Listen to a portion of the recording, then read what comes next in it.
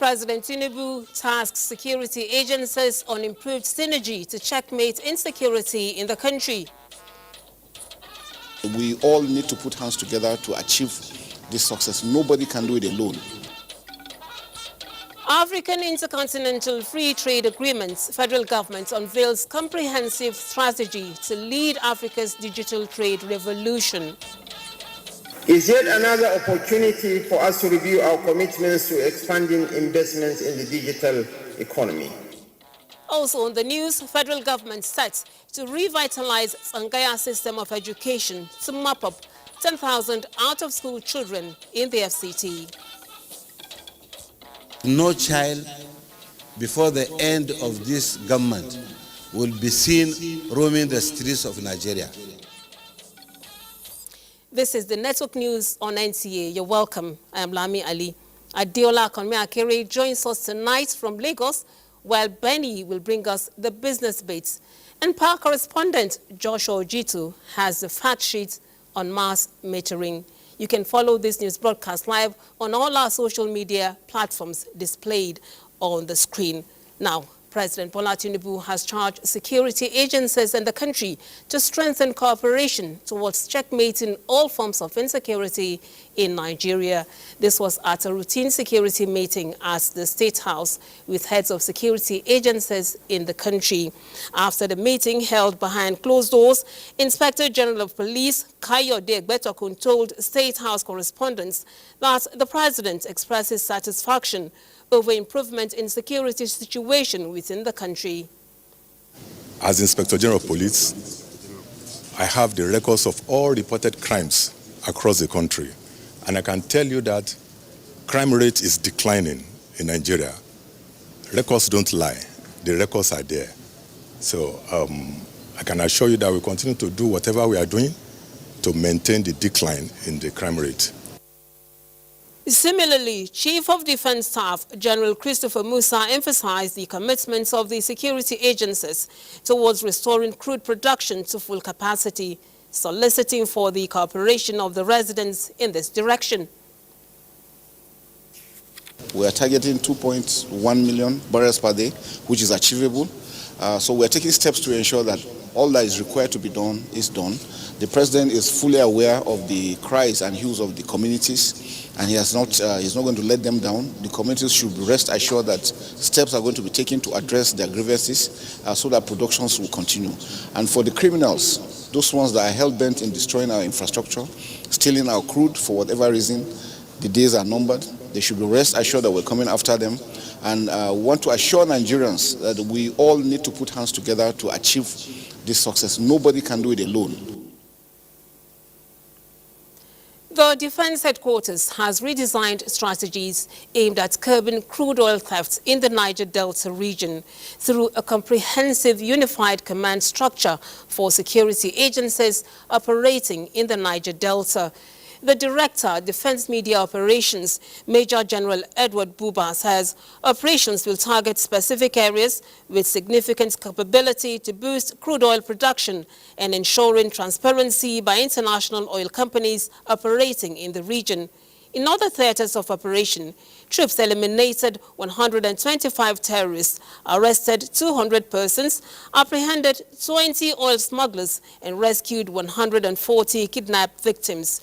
In the South-South, troops denied the oil theft worth an estimated sum of 744,153,900 naira and recovered several weapons.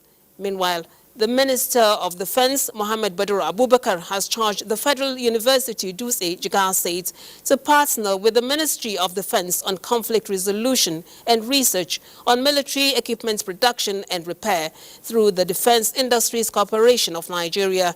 The minister gave this charge while receiving the Vice-Chancellor, Professor Abdul Karim Sabo Mohammed, and management staff of the university in Ship House, Abuja. The minister noted that the ministry is ready to collaborate with the Federal University Dutse and other indigenous companies in areas of conflict resolution and production of defense equipment. He also emphasized the importance of collaboration in conflict resolution studies and research for defense hardware production. Now, Nigeria is expecting an additional investment worth over $10 billion from a private company in the oil and gas industry. This was revealed after President Bola Tinubu's meeting with a delegation of Eni, an Italian multinational energy company, at the State House. Musbah Longhab reports that NTA Nacional Hydrocarburi Eni has been in Nigeria since 1962. But some operational bottlenecks have reportedly hindered their operation in recent times. After the meeting with President Tinubu, Minister of State for Petroleum, Oil, Heineken Lukpobiri, disclosed that issues have been resolved. We have resolved all the issues, NNPC, NUPRC, Attorney General's Office, Minister of Petroleum, all of us were involved in resolving all the issues, and I believe that we have agreed. And very soon we'll come and brief the President formally about the outcome of it. Having just, had a deal with Owando, to exit their onshore assets, I've decided to come and then play big in the offshore, in the deep water. Yeah, I'm really impressed with what they are bringing on board, especially as it will affect gas, because gas is the direction that we are going right now. And we are moving into a new Nigeria with gas evolution. Key players in the sector attribute the headway being recorded in this direction to the conducive environments being created by the Tinubu administration. Mr. President, reforms are working. We are seeing sustained return of our partners into the investment field, and we are seeing increasing participation and interest to invest in our country, and this is also showing up in our current performances. We are implementing the reforms of Mr. President that relates to the initiatives that incentives that have been granted, and that is creating sanity and confidence in the mind of investors. Meanwhile, President Bola Tinubu is promising that the federal government will continue to ensure that investments in key sectors of the economy follow clear timelines and are impactful on the lives of citizens. President Tinubu, who received the management of the Aluminium Smelter Company of Nigeria, led by the chairman, Alexei Anatov, at the State House, said the government is keen on reviving the smelter company in Ikwatabasi, Akwa Ibom State. President Tinubu emphasized the need for clear vision and detailed plans in the steel and energy sector, adding that there must be timelines. President Tinubu directed the Minister of Steel Development, Prince Shuaibu Audu, and the Special Advisor to the President on Energy, Ms. Olu Verhegen, to review and provide an update on the status of ASCON.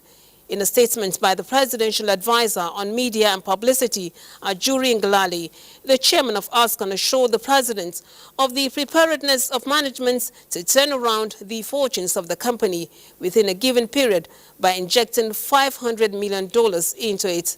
Anatov said the management is aware of the centrality of aluminium in modern developments, particularly for Nigeria and the world, and this would continue to support the growth of the country.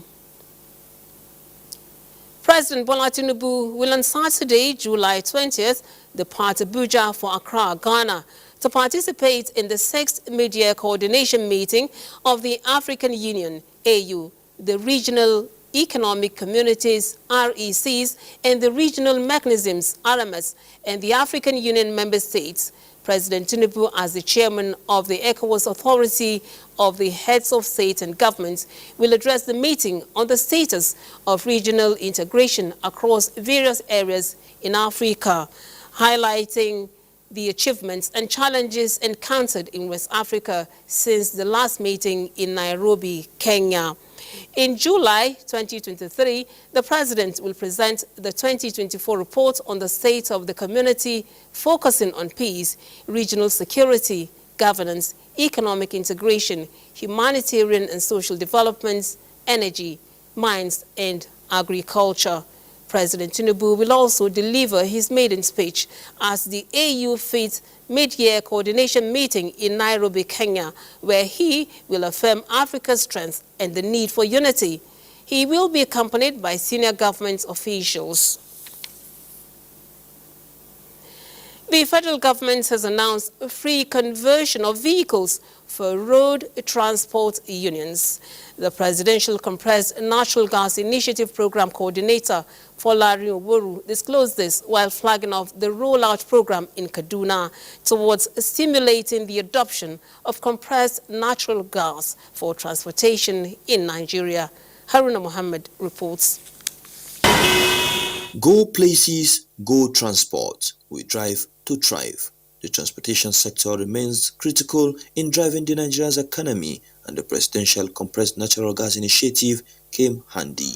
The Presidential Compressed Natural Gas Initiative is a component of palliative provided by President Bola Ahmed Tinubu, and the team is here in Kaduna interfacing with critical stakeholders towards ensuring the initiative is embraced. Program Execution Coordinator Folarin Oworu disclosed free conversion for the road transport unions as rollout to stimulate the adoption of compressed natural gas initiative for transport. Having handed over kits to the union, signing of memorandum of understanding by the CNG team and partner conversion sites. If we make their running costs cheaper, the idea is for them to translate these savings onto the end user by making the transportation costs cheaper. Depends on how the vehicle is. But with this conversion, it will come down. Automatically the price of passengers and vehicles should come down in the nation. The Presidential Compressed Natural Gas Initiative, Nigerians are implored to embrace the initiative as it provides cleaner, cheaper transportation system for all. In Kaduna, I am Haruna Mohammed, NTA News. Nigeria has a huge metering gap, with more than half of electricity registered customers still on estimated billing. To close the metering gap, federal government has launched another ambitious plan to roll out 2 million meters annually for the next 5 years. Already, a state capital of 75 billion naira has been provided for funding of the presidential metering initiative. This is coming as the Nigerian Sovereign Investment Authority pledges to inject 250 billion naira to support funding for mass metering of electricity customers in the country. Now, we're going to join our correspondent, Ojito, for details on that. Ojito, do you think these new efforts will be a game changer in Nigeria? Thank you, Lami. Indeed, the Presidential Metering Initiative is going to be a game changer in the power sector aimed at covering or closing the metering gap in the sector. Now, let's look at the power sector. This is the total number of electricity customers in Nigeria. That is according to the National Bureau of Statistics report of the first quarter of this year, 2024, that we have a total of 12.33 million electricity customers. But mind you, it is for customers who are on national grid. This is aside other customers that are off-grid and are also on mini-grid, talking about rural electrification interventions and other people that are not connected to the grid. So for electricity customers on the grid, this is the figure we have according to the NBS report. Now, let us look at the metering gap in Nigeria. According to the NBS also, the total number of metered customers in Nigeria is 5.9 million, while unmetered customers, we have 6.4 million unmetered customers. That is to say, 6.4 million customers in Nigeria who are on the national grid are on estimated billing. Quite a huge gap. That is more than half of the population or more than half of the total number of registered customers who are on the grid.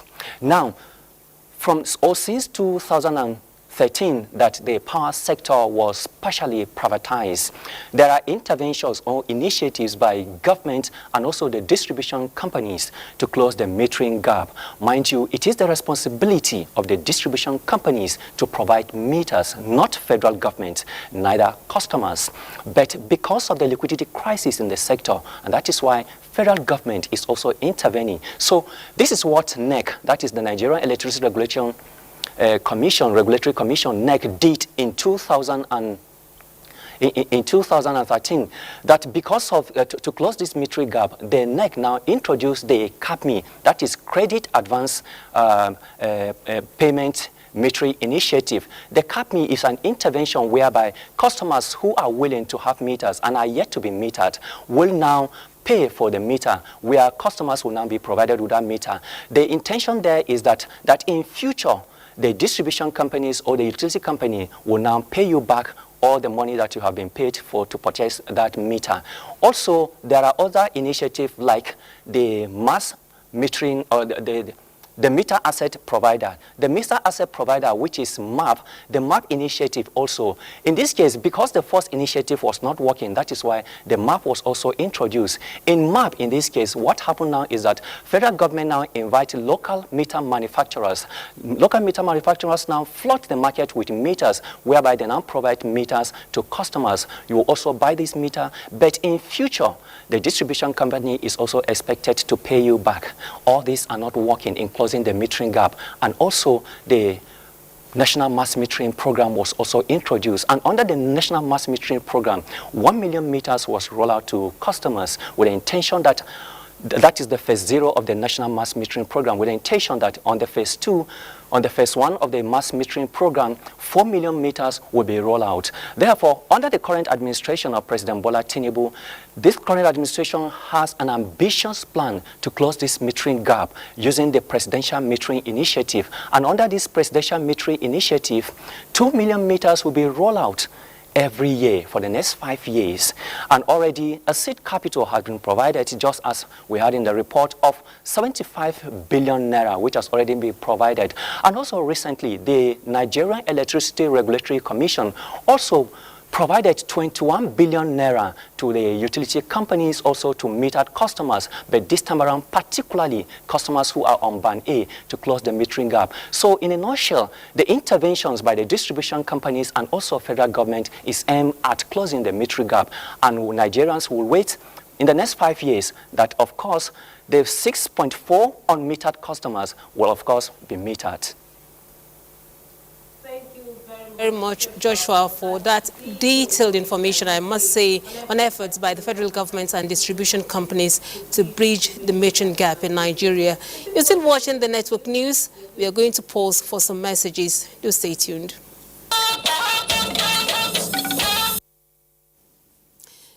You're welcome back. The National Commission for Almajiri and Out-of-School Children is set to enroll 10,000 out-of-school children in the Federal Capital Territory. 31 out-of-school marshals were inaugurated to fast-track this plan, which is said to be part of government's efforts to revitalize this Angaya system of education in Nigeria. Salwa Khalil reports.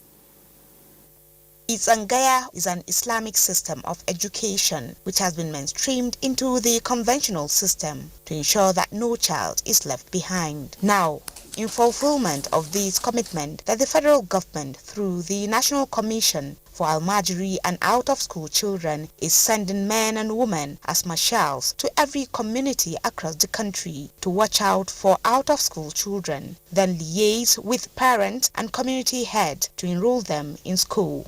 And what we do is we domesticate. We just go to this Angaya where the Malam has been teaching, renovate the school, make it a boarding school, and build his house for him there. And we do not take him out of his comfort of where he is used to. This will be carried out in the 36 states, starting with the Federal Capital Territory, where 31 marshals were inaugurated. A win for the education sector. In Abuja, Salwa Khalil Ibrahim, NTA News. With me to shed more light on the revitalization of this Angaya system of education in Nigeria and the concept of out-of-school children. Marshall is the Executive Secretary and Chief Executive of the National Commission for Almajiri and Out-of-School Children's Education in Nigeria, Dr. Muhammad Sani Idris. You're welcome to our studios. Thank you for having me. All right. Now, let's begin with the statistics, which has it that 30 million children form Almajiris who are out of school. Is this a fact or an estimate? Actually, we are working to have a cogent and verifiable data. This is the data we are having so far, but we are making effort to see that we arrive at a data that is cogent and verifiable. The data at hand is saying that we have almost 30 million Almajiris and 20 million out-of-school children in Nigeria. Okay, now you just mentioned Almajiris and out of school. Our viewers would want you to explain further the difference between the Almajiris and the out-of-school children. Almajiris are actually not out-of-school children because they are already enrolled in Zangaya education. Their aim is to memorize Quran. Their parents are sending them to Al-Rammas and Malams so that they will acquire the memorization of the Holy Quran. For a large number of Nigerians, these are actually the type of education they are praying to have, and the type of education that they are sending their children to acquire, especially at the early age. For those that are out of school children, those are classified as children within the educational age bracket that are neither in school or in Zangaya. They are estimated to be around 20 million. Okay, now earlier in the day, your agency inaugurated what you called out-of-school marshals. What roles are they expected to play, and are there going to be penalties for parents who refuse to comply? You know, we require no tutorial to understand the uncommon passion His Excellency, the President, is having on the issue of revitalization of the Zangaya system of education and also enrolling the out-of-school children. His Excellency has made commitment to Nigerians that before the end of his first tenure, we are going to mainstream 10 million Nigerians back to school. And this is actually what we are working to achieve with all vigor and all the passion we are learning from His Excellency, the President. This enrollment champion is an attempt by the Commission to see if we can, within Abuja municipal, be able to, you know, mop out 10,000 out-of-school children back to school between today and the first week of September, when schools will resume. If this attempt succeeds, then we are going to replicate it across the 36 states of the country. Our aim is to make sure that Nigeria is devoid of students that are roaming the streets. Nigerians are given the education they deserve to have. Federal government is saying we cannot fold our arms and allow people to be recruiting our children into heinous acts. Today, most of them that are not in school are either in the bush as kidnappers or they are with the Boko Harams. We are not oblivious of the fact that Boko Haram has taken advantage of the ignorance of most of the memorizers of the Holy Quran, the product of the Zangaya school, their ignorance of the correct exegesis, interpretation, and exegesis of the Quran, that they have decided to linguistically manipulate them and take advantage of their ignorance. That was what actually made them to be able to convince them to take weapons against Nigeria and Nigerians. What we are saying is those people deserve to have understanding of the correct teaching of the Quran, teaching that is in concordance with the true doctrines of the Holy Quran. So what we are trying to do is to expose them to the true understanding of the Holy Quran so that they will develop what is called linguistical immunity against the ideology of Boko Haram. For those that are outside, you know, out of school children, we are making frantic effort to ensure that parents are convinced to take back their children to school. But where, you know, people decided not to accept the offer, the plea, we are going to meet them, you know, with all sense of humility. But where people felt that they will insist in not allowing their children to go back to school, then we will also insist in having a country that is peaceful, a country where children will not be taken advantage of by those people who are having, you know, heinous agenda, an agenda that will undermine the peace of this country. So the first step is actually to enlighten them, to admonish them, and the second stage is to enforce where people are not ready to accept. We thank you very much, Doctor, for, you know, giving us those perspectives on the concept of Zangaya and out-of-school children. We thank you very much for sharing your thoughts with us. Thank you for having me once again. Moving on, the federal government has unveiled a comprehensive strategy to lead Africa's digital trade revolution within the framework of the African Continental Free Trade Agreements. Vice President Kashim Shettima at a stakeholder summit says Nigeria must lead the way to the future of this peculiar wave of the industrial revolution. State House correspondent Abdurrahman Jibrila has the reports. The strategy is to harness trade as a catalyst for economic growth and continental cohesion, in line with the Africa Continental Free Trade Agreement objectives, and Nigeria is in a unique position to spearhead the continent's technological transformation. Vice President Kashim Shettima at the summit outlined key components of the roadmap to include implementation of digital trade protocol and the development of expansive technical talent hubs. To that picture already here, there are knowledge production, strategic policy implementation, critical infrastructure, disruptive innovation, entrepreneurship and capital and trade. This gathering to rebuild the digital trade in Africa is yet another opportunity for us to review our commitments to expanding investments in the digital economy. AFCFTA, therefore, underlines our leadership in this sector, and now is the time to assert our presence. You're probably also aware that the Nigerian interbank settlement system is one of the best in the world, not just in Africa. And this is why Nigeria today has over 5 unicorns within the financial technology space. And the implication of this is that every Nigerian business can actually easily transact with people from across the continent. Identify the key opportunities for enhancing digital trade within the AFCTA framework. We will also discuss the effective strategies to ensure a coordinated approach to implement this AFCTA digital trade protocol. Nigeria is also investing significantly in every aspect of the digital trade protocol, with a view to harnessing opportunities in the country and continent at large within the single market area that could best be harnessed through effective collaboration and networking facilitated by digital technology. Because we understand that the bilateral agreements don't have to be one size fits all. They can allow for different types of economies, different levels of commitment, different types of speed and joining up to those commitments. Some of our analysis shows that the digital trade protocol and a 10% rise in digital connectivity in Nigeria can increase its GDP by 11 to 13%. It can give rise to employment by 15 to 40% and expand its exports from 16 to 60%. Other stakeholders commended Nigeria for its visionary approach and leadership in prioritizing digital trade, pledging commitment to support the operationalization of the agreement.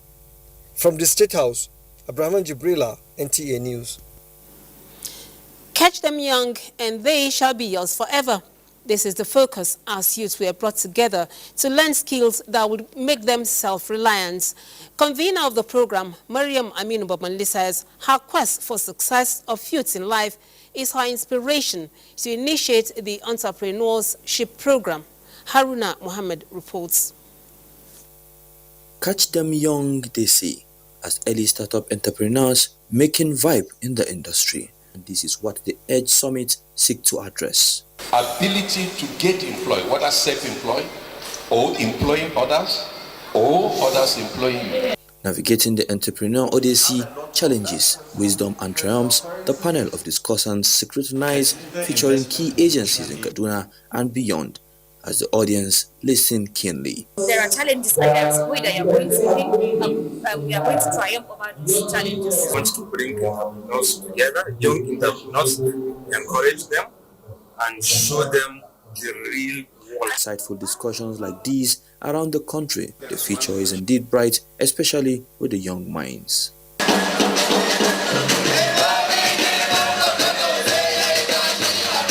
Haruna Mohammed, NTA News. A global IT outage affecting multiple industries has caused chaos and disruptions of services at banks, media outlets and airlines across the globe. Let's join Francis Udojo for the reports. Several airlines have been grounded as flights around the world and many more are reporting delays. Travel plans around the globe have also been thrown into disarray, with airlines, taxis, and rail affected. The U.S. state of Alaska has warned that its emergency services are affected while supermarkets in Australia have been crippled, and media outlets in several countries have been left scrambling as systems failed, and a major news outfit in the UK was temporarily forced off air. The cause of the outage is unclear, but many of those impacted have linked it to Microsoft PC operating systems. An official Microsoft 365 service update posted on X earlier in the day said they are investigating the issues impacting users' ability to access various Microsoft 365 applications and services. Report says a spokesperson for the Home Affairs Ministry in Australia, which has been particularly hard hit, said the outage appeared to be related to an issue at a cybersecurity firm, while the country's cybersecurity watchdog affirmed no information to suggest a malicious attack. Social media users have reported problems making payments and also trouble accessing financial institutions. Francis Udojo, NT News. Benny Adams takes us on business news. It's over to you, Benny. Thank you, Lami. And I will talk in business. Minister of Foreign Affairs Ambassador Yusuf Tuga, governors of Plateau State Kale Mutfwang, and that of Bayelsa State Doi Diri were among 6 exceptional leaders from Africa honored with the prestigious Forbes Best of Africa Awards in Lisbon, Portugal recently. Now the report. The event, organized by Foreign Investment Network (FIN), availed the governors the opportunity to attract investment worth more than $2 billion, aimed at transforming their states' fortunes in power, renewable energy, and agriculture.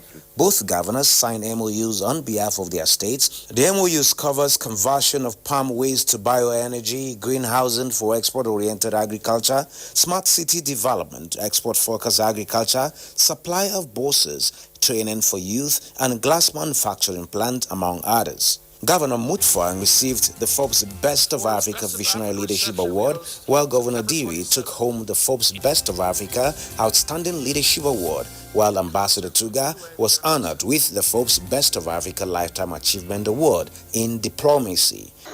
Nigeria's strategic vision on the global stage has always been about fostering peace, promoting mutual respect, and driving economic growth through diplomatic means. This recognition for me as a person is a call to duty, a call to do more and better. Investors will have a field day in Bayelsa in terms of investing in gas with all the full value chain. Other awardees include Clement Oluranti, who were recognized for their exceptional leadership and entrepreneurship in their respective fields.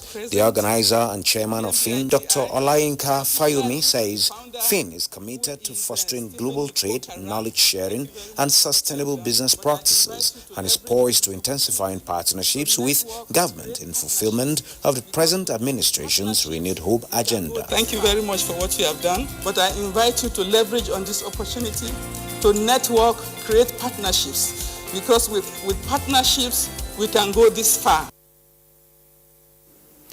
And now to the markets. Investors gain 20.49 billion naira as the all-share index advanced by 0.04% to close at 100,539.40 basis points. A total of 603.8 million shares in 9,988 deals corresponding to a market value of 9.164 billion naira were traded. Today's data shows a 54% improvement in volume, 10% improvement in turnover, and 11% improvement in deals. The current market capitalization is 56.9 trillion naira. On the aggregate, 120 listed equities participated in trading, ending with 17 gainers and 26 losers.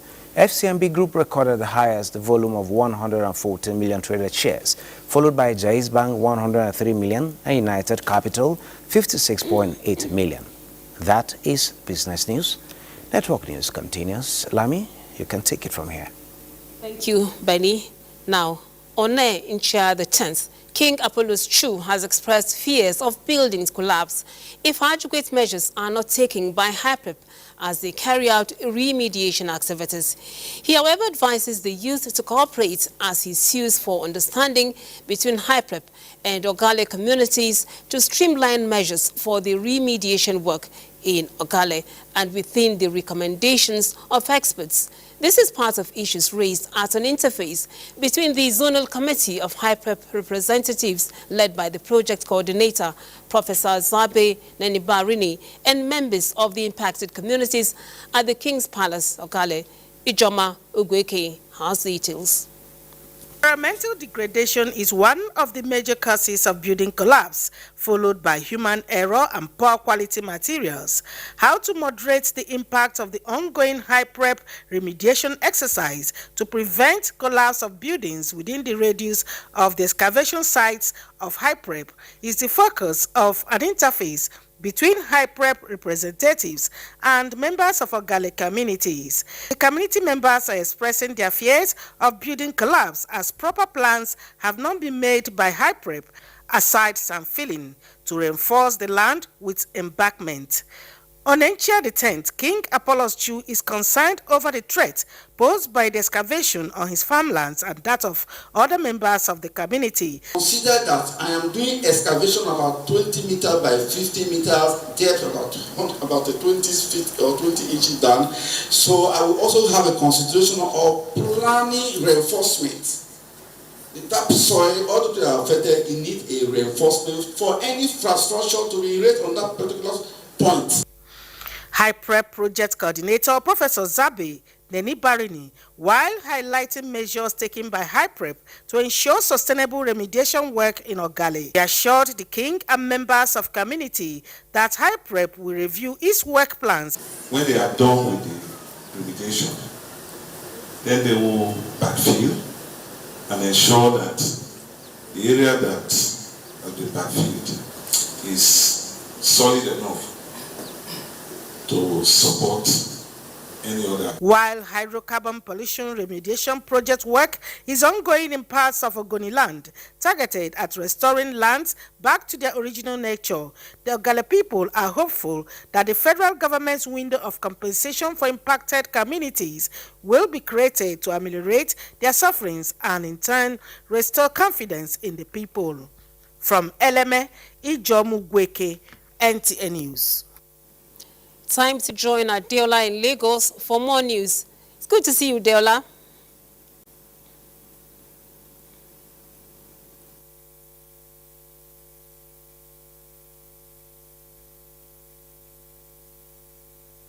See you, Lami. Tackling climate change requires a huge transformation across all sectors. That is why the RAC Center, a leading career-neutral Type 3, is collaborating with environmentalists and the NYSC Community Development Service to intensify awareness on converting waste to wealth while adopting a workable framework to achieving this feat. Linda Naka reports that discussions on the Olushosun dump site in Lagos dominated the forum. The impact of climate change and its negative effects was also top on the discussion table at this gathering of environmental scientists, x-raying its varied implications. The Olushosun dump site, for instance, which sits on a 41-hectare land, has served as the base for the collection of over 80% of the waste produced in Lagos, was described as one of the many causes of climate change. Despite the health hazards and air pollution from the site, experts say opportunities of creating waste to energy are embedded therein. One of the main problems with the site is the production of methane gas. The smell, the odor from that is coming from the methane. So we start to extract the methane and use it to power produce energy for some of the businesses around that site. From the young children in primary schools, when they begin to get ideas on how to create wealth from waste, then we're going somewhere. Is to actually create awareness and sensitize and be more knowledgeable on what to do about environmental sustainability. Environmental experts advocate waste management in form of renewable energy as a way of maintaining not only a cleaner, healthier environment, but provide sustainable livelihood. I spend a lot of time in the company talking about digital inclusion, digital economy, digital transformation. But those three things will not happen without the sustainability thought behind it. So the fact that we are a data center, we are an energy-driven company, we are a high consumer in the space, we have to be part of sustainability objective while we drive digital transformation in Nigeria. RAC Center is a leading career-neutral data center operating in West Africa with over 80 international, regional and local clients. The facility allows customers to manage traffic and get better value, creating an open market for partnerships between customers, network, cloud and content providers. In Lagos, Lane Lenake, NTA News. The burden of preventable diseases still remain high in the country, thereby leading to many avoidable deaths. Experts believe youth engagement in reversing the trend is key. In this report, Hingino John Adams tells us how government is involving youths to reduce the burden. In spite of appreciable progress in the treatment and prevention of cervical cancer, hepatitis B, HIV, hypertension and stroke, these diseases still pose significant threats to many Nigerians. The federal government, through the country's Apex Research Institute, is using youth to find viable solutions. Meet Faith Ihediwa, a visually impaired young lady. She is one of those using their craft and talent to create awareness on hypertension and stroke through music. Just as Chike and Mohbad said, that you don't need music to enter your spirit. Music no need permission to enter your spirit. For these experts, promoting the culture of routine medical checks will help in the fight. HIV self-testing is almost everywhere in the country. At the time we started 6 years ago, you need almost about 10,000 naira to buy the kits. It's not even readily available, but now, by going to the pharmacy, just every pharmacy in the country now, you can pick up the HIV self-testing. If you bring spaces for communities to contribute, they will bring their solutions, they will bring their voice, and they themselves will contribute solutions that will magnify healing that is necessary for our fellow Nigerians. There are young people in Nigeria who have great ideas, and we need to listen to those ideas, nurture them, and test them in the field so that there can be local solutions really helping us to increase HIV testing. With youth like Faith Ihediwa using their potentials to create more awareness on diseases, it is believed that Nigeria will soon reach the desired destination. In Lagos, Hingino John Adams, NTA. And that's it from Lagos. The network news will continue in Abuja with Lami Ali after this time out. To stay with us.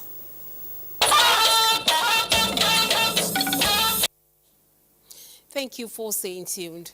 The Broadcasting Organization of Nigeria, BON, has called on the federal government to declare a state of emergency on the nation's broadcast industry to avert what it describes as a total collapse of broadcasting stations in the country. This was part of the communique issued at the end of its 79th General Assembly in Edo State. Jude Abugu reports that BON Chairman and Director General of the Nigerian Television Authority, Salihu Abdulhamid Dembus, was represented by the Group Managing Director of Dar Communications PLC, Anthony Akiotu. The assembly was a platform for chief executive officers of broadcasting stations in the country to discuss numerous issues affecting the industry, which are forcing many stations to reduce their hours of transmission. BON Chairman and DG NTA, through his vice, appealed for more government support to revitalize the industry. In an industry where Your business relies heavily on third parties.